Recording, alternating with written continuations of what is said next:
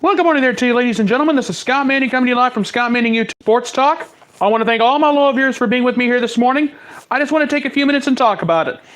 The Boston Red Sox are now up 2-0 in the World Series after a 4-2 victory last night in Game 2. In Game 2, there wasn't any home runs hit, which in a way may be a blessing, but anyway. David Price gets the win for the Red Sox. He pitched 6 solid innings, 2 earned runs, 5 strikeouts, 3 walks last night. Charlie Kimbrell got the save. He pitched an inning 0-0-0. No earned runs, no Ks, no walks. That's fine with me. As long as you get the job done in the World Series and you do what you got to do. Hyun Jung-roo of the Dodgers gets the loss. He had a bad outing last night. I forgot to write the numbers down for him. I kind of apologize for that, but the Dodgers got beat 4-2 last night in Game 2, and they find themselves down 2-0.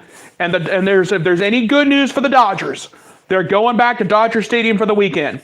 Game 3 will be on Friday night. And if the Dodgers want to win the World Series, they gotta split. They gotta take 2 out of 3 from. They gotta take the next 3 in LA, and they gotta find a way to do it. But here's the problem: the Red Sox have won 5 in a row on the road in the postseason so far. The Red Sox are just unstoppable at the moment, and they're proving why. Think about this for the Red Sox last night. Mookie Betts, 3 for 4. JD Martinez, 1 for 4, 2 RBIs. Xander Bogaerts, 1 for 4 with a run. And despite the fact that Andrew Benintendi went 0 for 3, he had an RBI and a walk. And Rafael Devers went 0 for 4 last night. Last night, the Red Sox played small ball, and that's exactly what they need to do against the Dodgers. But let's think about the Dodgers for a second. Listen, I got some of these guys here. Listen to this.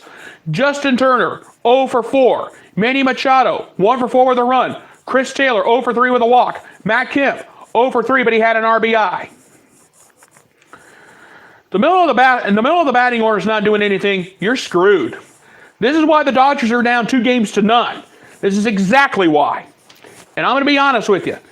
Everybody in LA needs to listen to me and listen good.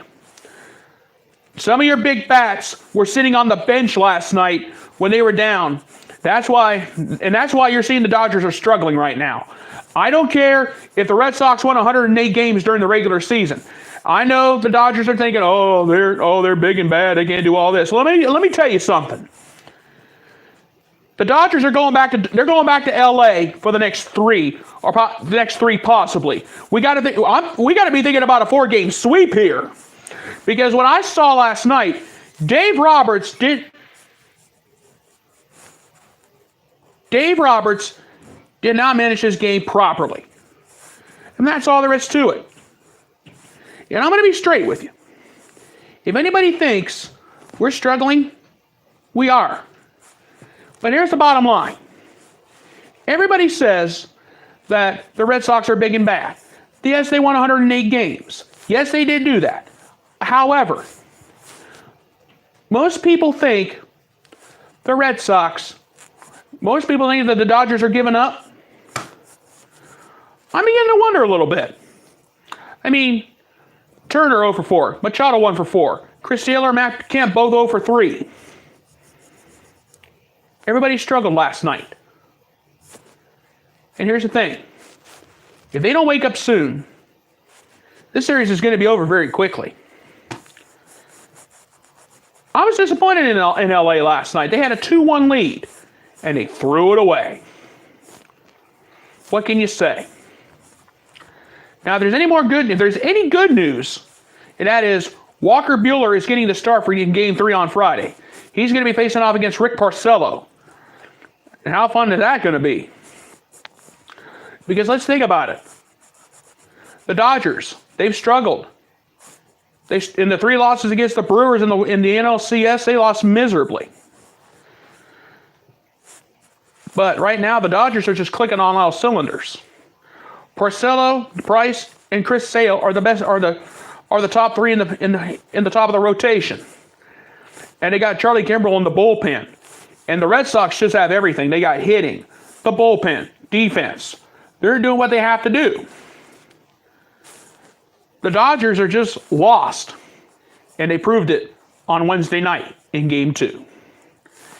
Game 3 is on Friday, and I'm going to tell you now, The Red Sox, they could possibly sweep.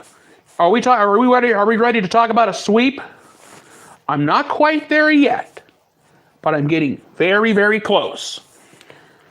After the first two games, I said last night the first two games will give us an idea of how this series is going to go. We're seeing it. If the Dodgers didn't get a split, this is going to be a fast series.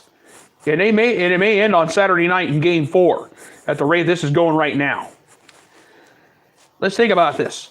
The Red Sox have won 5 in a row on the road in the playoffs so far.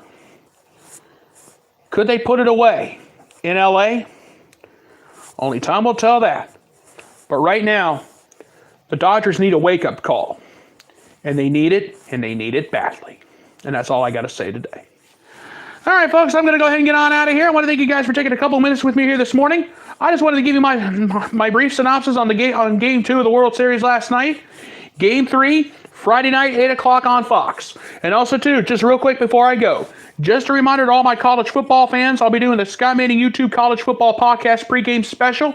Actually, pregame show, Friday night at 7 o'clock. I'm going on the air at 7 p.m. due to Game 3 of the World Series on Friday night. I want to thank you guys for being with me here this morning. You guys have a great day. Thank you so much for being with me, and God bless.